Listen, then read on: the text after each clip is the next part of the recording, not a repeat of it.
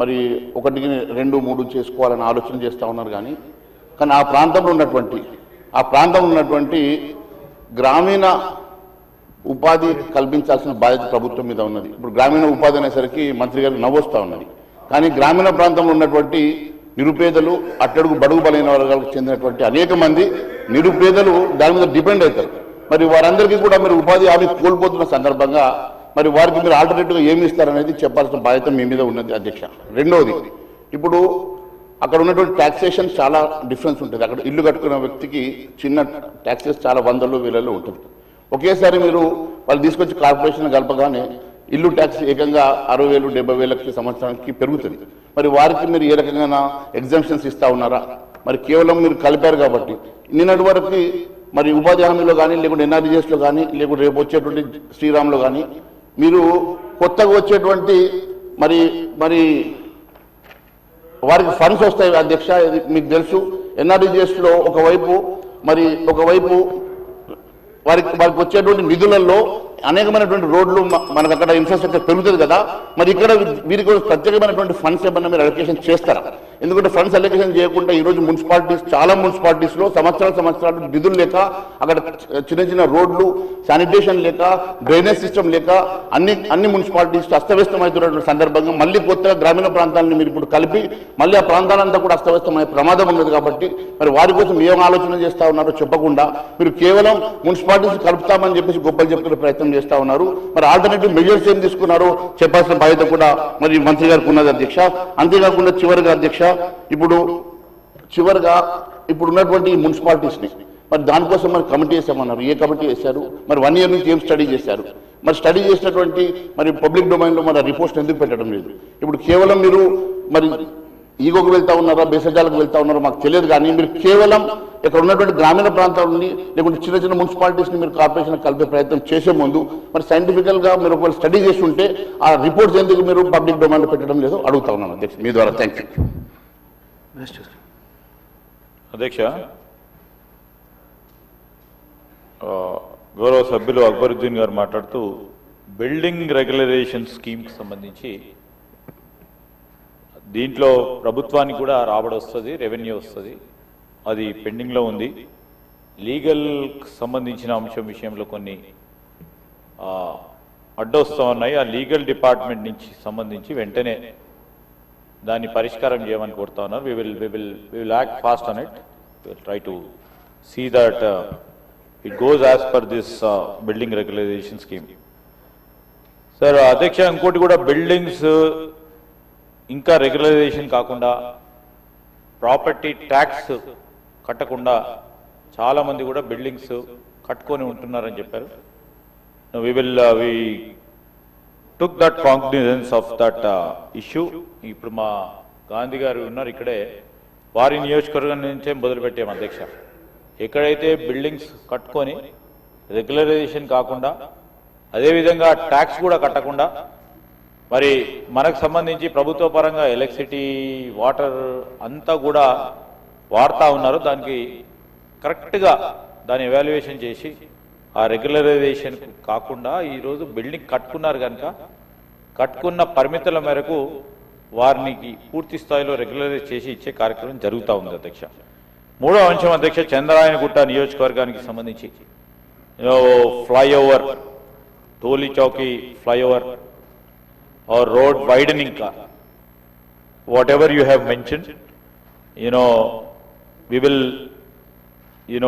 tell our officers immediately to have a review about it and know the status, and will like to brief you up, and immediately, as our honorable chief minister has already promised on this floor of the house, we would be taking it up very fast. Malreddy Rangareddy గారు అదే విధంగా ఇంకోటి చెప్పారు, అంటే మల్రెడ్డి రంగారెడ్డి గారు చెప్పారు, అక్బరుద్దీన్ గారు చెప్పారు, స్టాఫ్కి సంబంధించి ఈరోజు ఒకసారి మనం చూస్తే how serious is this government. అధ్యక్ష, మేము 2 సీనియర్ అధికారులని జోనల్ కమిషనర్స్గా, అడిషనల్ కమిషనర్స్గా కూడా ఈ మధ్యలో నియామకం చేసుకొని మరి అదేవిధంగా యంగ్ ఐఏఎస్ ఆఫీసర్స్ని ఒక 8 మందిని జోనల్ కమిషనర్స్ కూడా వేయటం జరిగింది. The basic intent is seriousness in administration కావాలి, వారికి ఉన్న పరిపాలన అనుభవం కూడా. ఇప్పుడు మేము చేపట్టే ఈ 300 వార్డ్స్కు సంబంధించి ప్రభుత్వ లక్ష్యం ఏదైతే ఉందో దాన్ని ముందుకు తీసుకెళ్లే కార్యాచరణలో ఇంతమంది ఐఏఎస్ ఆఫీసర్లను వేసుకొని ముందుకెళ్తా ఉన్నాం అధ్యక్ష. తర్వాత కింది స్థాయి స్టాఫ్ సంబంధించి ఇప్పుడే మేము జోన్స్ ఏర్పాటు చేసుకున్నాం. Definitely it's thought provoking, because we do have, ఈ మధ్యలో కూడా చూసాం అధ్యక్ష, కలెక్టరేట్లు 33 కలెక్టరేట్లు కట్టారు. మీకు కూడా తెలుసు అధ్యక్ష, కలెక్టరేట్లో స్టాఫ్ లేకుండా ఉండే, కలెక్టరేట్లో కనీసం స్టాఫ్ లేకుండా ఉంటే మా ప్రభుత్వం ఏర్పడ్డ తర్వాత పెద్ద ఎత్తున మేము రిక్రూట్మెంట్ పాలసీని చేపట్టి పబ్లిక్ సర్వీస్ కమిషన్ ద్వారా చేపట్టి ఈరోజు రిక్రూట్మెంట్ జరిపితే అక్కడ ఉన్న పెద్ద క్యాపిటల్ ఎక్స్పెండిచర్ చేసి కలెక్టరేట్స్కి ఈరోజు స్టాఫ్ ఇప్పించే కార్యక్రమం చేశాం. సో ఈ విధంగా కాకుండా ఉండే కార్యక్రమంలో ఈరోజు ఏవైతే 300కు సంబంధించిన వార్డ్స్ కావలసిన స్టాఫ్ ఏ విధంగా ఉండాలి అన్నిటిని కూడా పూర్తి స్థాయిలో పూరిచ్చే ముందుకెళ్తామని నేను గౌరవ సభ్యులకు కూడా తెలియజేస్తా ఉన్నాను అధ్యక్ష. ఎందుకంటే రేపు రాబోయే కాలంలో స్టాఫ్ లేరు అనే అంశం రావద్దు. ఎందుకంటే we just wants to see that it should be Hyderabad, ప్రత్యేకంగా greater Hyderabad should be a model city. Sanitation విషయంలో చెప్పారు, డ్రింకింగ్ వాటర్కి సంబంధించి, సీవరేజ్కి సంబంధించిన అంశం విషయంలో వారు ప్రస్తావన చేయడం జరిగింది అధ్యక్ష.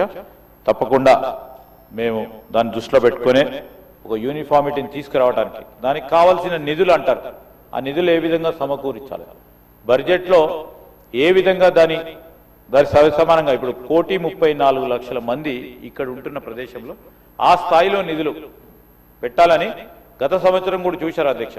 మొట్టమొదటిసారి తెలంగాణ రాష్ట్రం ఏర్పడిన తర్వాత మొట్టమొదటిసారి 10,000 and above బడ్జెట్లో పెట్టడం జరిగింది. ఈసారి కూడా సైంటిఫిక్గా అనలైజ్ చేసి ముందుకెళ్ళటం జరుగుతుంది అధ్యక్ష. మరి గౌరవనీయులు మహేశ్వర్ రెడ్డి గారు చెప్తూ ఉపాధి హామీ గురించి మాట్లాడుతూ ఉన్నారు అధ్యక్ష. ఇప్పుడు చర్చ జరుగుతుంది గ్రామీణ ప్రాంతంలో ఉపాధి గురించి, ఉపాధి హామీ పథకానికి ఏ విధంగా కేంద్ర ప్రభుత్వం తూట్లు పొడుస్తూ ఉంది మా సీతక్క గారు చెప్తారు, దాని తర్వాత మా ముఖ్యమంత్రి గారు కూడా చెప్తారు. మీరా సార్ మాట్లాడేది? జాతీయ ఉపాధి హామీ గురించి వారా సార్ మాట్లాడేది? కాంగ్రెస్ పార్టీ ప్రభుత్వం ఆ రోజు గ్రామీణ ప్రాంతంలో ఉంటున్న వారికి ఉపాధి కల్పించాలని ఒక పెద్ద ఎత్తున చరిత్రలో మొత్తం ప్రపంచ స్థాయిలోనే లేని విధంగా ఒక పథకాన్ని, చట్టబద్ధంగా పథకాన్ని తీసుకొస్తే మహాత్మా గాంధీ లాంటి మనం ఎవరి కిందనైతే మనం ఈరోజు శాసనసభ ప్రాంగణం ఉందో అక్కడ ఆయన పేరు తీసేసిన అధ్యక్ష. మీనింగ్ ఉందా అధ్యక్ష? వారంతా సీతక్క గారు చెప్తారు. దాన్ని తూట్లు పొడిచే కార్యక్రమం చేసి వీరు గ్రామాల గురించి మాట్లాడుతూ ఉన్నారు అధ్యక్ష. ఈ గ్రామాల గురించి మాట్లాడుతూ ఉన్నారు అధ్యక్ష. ఈరోజు ఈ గ్రామీణ ప్రాంతంలో ఉంటున్న మా ప్రజానికానికి విలీనం కాబడ్డ ఈ గ్రామాలకు సంబంధించిన వారికి ఉపాధి ఏ విధంగా పెంచాలి, దానికి ఏం చేస్తా ఉన్నాం?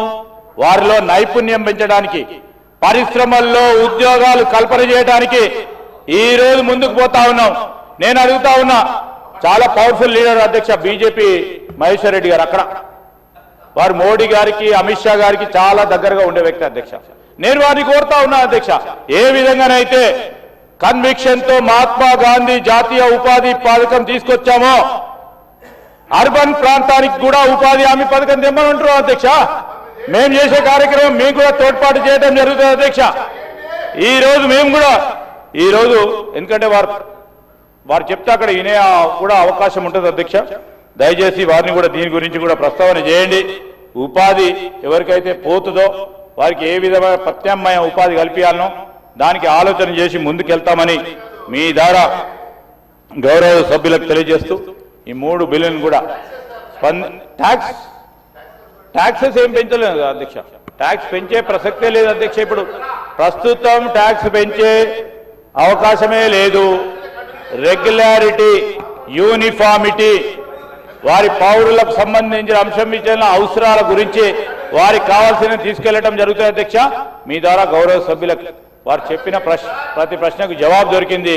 వారందరూ కూడా సానుకూలంగా స్పందించి మరి బిల్లు పాస్ చేయాల్సిందిగా మీ ద్వారా కోరుతా ఉన్నది. Now discussion